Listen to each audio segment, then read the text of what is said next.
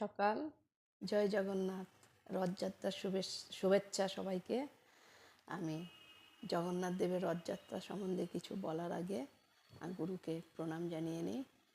গুরু ব্রহ্মা গুরু বিষ্ণু গুরুদেব মহেশ্বরা গুরুরেব পরম ব্রহ্ম তস্মাই শ্রী গুরবে নমঃ। জয় গুরুদেব, জয় ভগবান। তো জগন্নাথ দেবের রথযাত্রা সম্বন্ধে আপনারা সবাই অবগত, সবাই জানেন, সবাই অনেক সব কিছু জানে। তথাপি আমি ভাবলাম একটা ভিডিও করি জগন্নাথের কথা। রথযাত্রা হলো আমাদের সনাতন ধর্মের একটি পবিত্র উৎসব, তাই না? একটি পবিত্র উৎসব। উড়িষ্যার পুরী শহরে এই উৎসব খুব ধুমধামের সহিত পালিত হয়। প্রত্যেক বছর আষাঢ়ের শুক্লপক্ষের দ্বিতীয়া তিথিতে এই উৎসব শুরু হয়।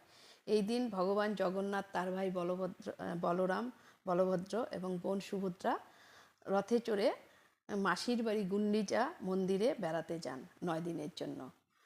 ঠিক আছে, আবার নিজ মন্দিরে পরে ফিরে আসেন। তো এটা হচ্ছে রথযাত্রা। বলা হলো না, প্রতি বছর উৎসব শুরু হয়, তার মানে পুরো এই 9 দিন ব্যাপী 10 দিন ব্যাপী উৎসবটা পুরো থাকে। ঠিক আছে, তো রথযাত্রার বিশেষ কিছু তত্ত্ব আছে। তত্ত্ব কি? যে নন্দী ঘোষ হচ্ছেন ঠাকুর জগন্নাথ দেবের রথ। সেই রথটার উচ্চতা হচ্ছে প্রায় 45 ফুট, আর এতে 16টা চাকা থাকে, আর রথটি লাল এবং হলুদ রঙের কাপড় দিয়ে আবৃত থাকে। তালধ্বজ হচ্ছে বলরামের রথ।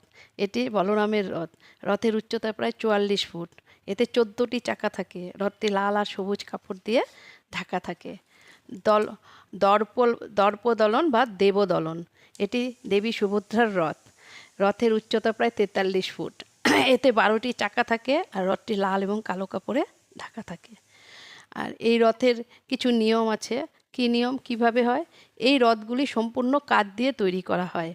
রথ তৈরিতে কোনো লোহার পেরেককে ব্যবহার করা হয় না, মানে পুরো শুধু কাঠেই তৈরি করা হয়। রথ টানার সময় ভক্তরা দড়ি ধরে টানেন। পুরী রথের রশি খুব পবিত্র বলে মনে করা হয়, মুক্তি লাভ হয়।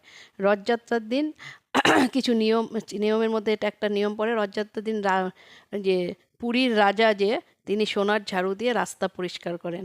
এই পবিত্র আচরণটাকে বলা হয় ছেঁড়া পাহড়া, এটাকে ছেঁড়া পাহড়া বলা হয়।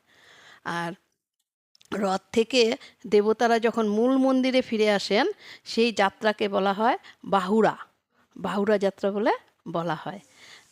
এবার জগন্নাথের রথের তাৎপর্যটা কি?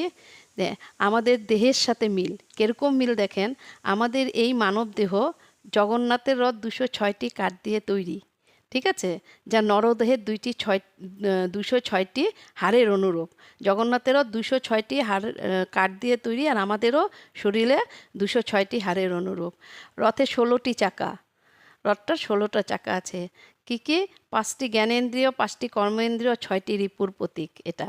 রথের রশি হলো মন।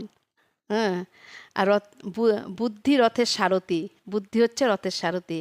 আর এই দেহে রথের রথী স্বয়ং ঈশ্বর জগন্নাথ দেব, স্বয়ং ঈশ্বর শ্রীকৃষ্ণ। ঈশ্বর নিজের ইচ্ছায় এই শরীরকে চালিত করেন। মানুষের ইচ্ছায় কিছু হয় না, যা কিছু হয় সব ঈশ্বরের ইচ্ছাতেই হয়। তা আমাদের শরীরে 5টি জ্ঞানেন্দ্রিয়, কর্মেন্দ্রিয় এবং 6টি রিপু আছে।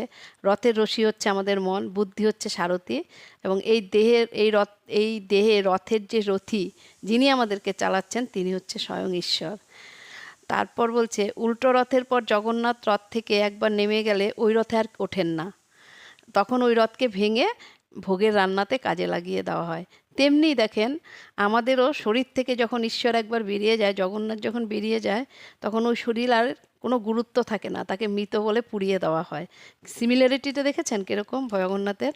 এটাই সব কিছুর আধার। সে ঈশ্বরকে পেলে আর কি পাওয়ার বাকি থাকে বলেন? জগতের নাথ জগন্নাথ সবার মঙ্গল করুন। কি সুন্দর। এরপর আসছে যে জগন্নাথপুরীর কিছু রহস্য। জগন্নাথপুরীর মন্দিরের পতাকা সবসময় উল্টো দিকে ঘোরে। সবাই জানে এটা, তাও উল্টো দিকে ঘোরে। আর যেটা হলো প্রধান গম্বুজ, যেটা মন্দিরে শহরের যে কোনো প্রান্ত থেকে দেখলে না সরি, দিনের সব সময়, দিনের কোনো সময় মাটিতে ছায়া পড়ে না। প্রধান যেটা গম্বুজ, এটা দিনে কখনো তার ছায়া মাটিতে পড়ে না। আর সিংহদ্বারটা কি হচ্ছে, মন্দিরের প্রবেশ মাত্রই সমুদ্রের গর্জন সম্পূর্ণ স্তব্ধ হয়ে যায়, সম্পূর্ণ স্তব্ধ হয়ে যায়, কোনো শব্দ পাওয়া যায় না। সমুদ্রের যে গর্জন, এই গর্জন মন্দিরের যেই সিংহদুয়ারে ঢুকবে, সমুদ্রের আর গর্জন পাওয়া যায় না। সুদর্শন চক্র, সুদর্শন চক্র কি বলছে, শহরের যে কোনো প্রান্তর থেকেই আপনি দেখেন না কেন, মনে হচ্ছে যে নিজের দিকে, আমার দিকে মুখ করে আছে, আমার দিকে মুখ করে আছে। তো আকাশের যে সীমা, ওই জগন্নাথপুরীর ওই অতটা এরিয়ার মধ্যে কখনো কোনো বিমান ওড়ে না, কোনো পাখিও উড়ে যায় না। এগুলো সব আশ্চর্য বিষয়গুলো, অলৌকিক ঘটনা এগুলো সব। মহাপ্রসাদ রান্না, যে 7টি পাত্রের মধ্যে যে রান্না হয়, সবচেয়ে উপরের পাত্রটিতে রান্না প্রথম সেদ্ধ হয়, প্রথম 7টি পাত্রের মধ্যে প্রথম পাত্রটিতে প্রথম সিদ্ধ হয়। তা ব্রহ্ম পদার্থ নবকলেবরের সময় স্থানান্তরিত হয় অতি একটি প্রাকৃতিক শক্তি। তাই জগন্নাথ দেবের রথের এই মহিমা, এই তার যে অলৌকিক শক্তি, তিনি যে স্বয়ং আছেন, আমরা সেই সম্বন্ধে কিছু একটু অবগত হলাম, জানতে পারলাম। আর সবাই সব কিছু জানেন, তথাপিও আমি আবার একটু বলার চেষ্টা করলাম একটু তথ্য সম্বন্ধে।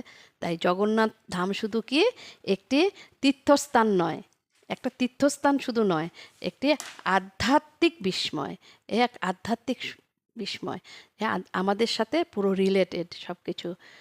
জয় জগন্নাথ, জয় শ্রীকৃষ্ণ, জয় ভগবান, সবাইকে প্রণাম, রাধে রাধে।